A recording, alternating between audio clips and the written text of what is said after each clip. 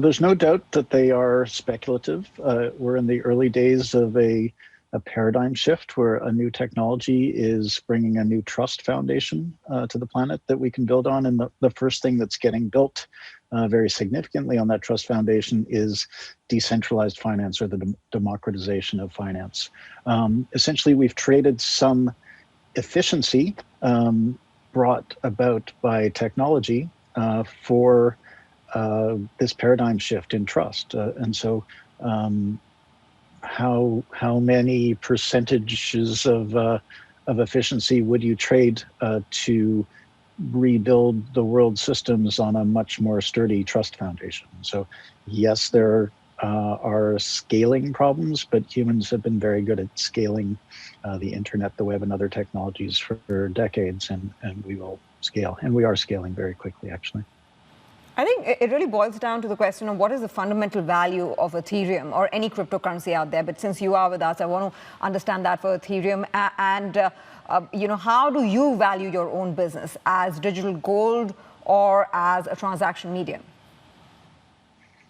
Yeah, so the digital gold narrative applies well to Bitcoin. Bitcoin has captured the world's interest and many major organizations in the United States of late as an asset that they should diversify into on their balance sheet even. Ether, the token on Ethereum, serves the same purpose, but Ether is not just a cryptocurrency. Ether is a fuel that is used to pay for running programs and storing data on the Ethereum network. And so the value of the whole system is that because it's decentralized, everybody can trust what happened and when it happened, because everybody is in agreement. Tens of thousands of different actors are in agreement that that's what happened.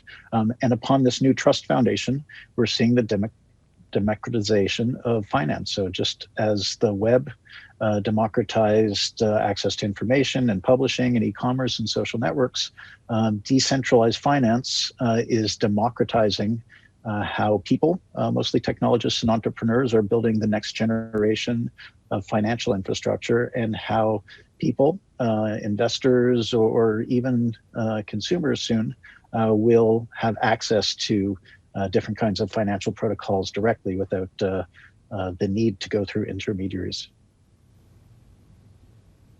Joe, it's Arjun here in Guangzhou. I just wanted to get your thoughts on the type of investors right now in Ethereum and in the Ether tokens as well, because it feels like Bitcoin has managed to attract at least a sort of handful of institutional investors into it. Ether, on the other hand, it feels like there's a lot of retail investors perhaps worried about missing out on the next big rally in some of these tokens, looking at Ether. Is that a concern with you, that perhaps some of these retail investors aren't quite clear on the differences between the Ether token and, say, Bitcoin? So not a concern at all. Retail is where Bitcoin started, and the institutions have come. And in fact, the institutions are generally, because the gold 2.0 narrative is so easy to understand, the institutions are generally splitting their investment around 80-20, between 80%, 20% between Bitcoin and Ether. Where people are putting their money on the Ethereum platform is buying the Ether token, but also investing in the literally hundreds or even thousands of tokens that are built on Ethereum. 95% of all the tokens in, say, the top 200 are all either Ether or built on Ethereum. And those tokens represent different financial protocols for lending, borrowing, achieving yield on savings, insurance, and many other financial products that all wire together in interesting ways. And the kinds of investments or projects that, let's say, the consumer is putting their money into include things like NFTs, or non-fungible tokens that represent pieces of art or pieces of music or pieces of land, whether it's virtual land in a virtual world or real land in say, like projects in New York City.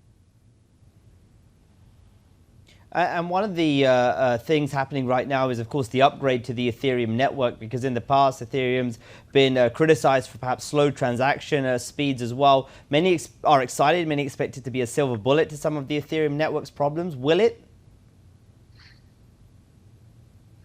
Yeah, so Ethereum 2.0 has been long in the making. It's a very complex project, but we sorted out most of the difficult elements and launched them in the first phase of the project. Ethereum version 1 runs beautifully.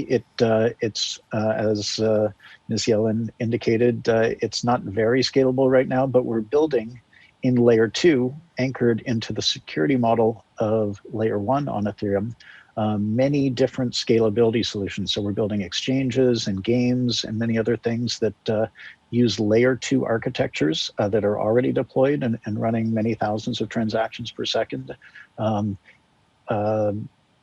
for some pretty exciting applications. There are several other layer 2 technologies coming live soon. And all of that represents a scalability solution on top of Ethereum 1, but those layer 2 architectures will easily be transported to layer 2 or to Ethereum 2 when it becomes available. Ethereum 2 will support many more layer 2 scalability solutions, taking it to hundreds of thousands or millions of transactions per second. And fairly soon, maybe in a year, possibly less, Ethereum 2 will absorb Ethereum 1, and they will be essentially unified in a merge process.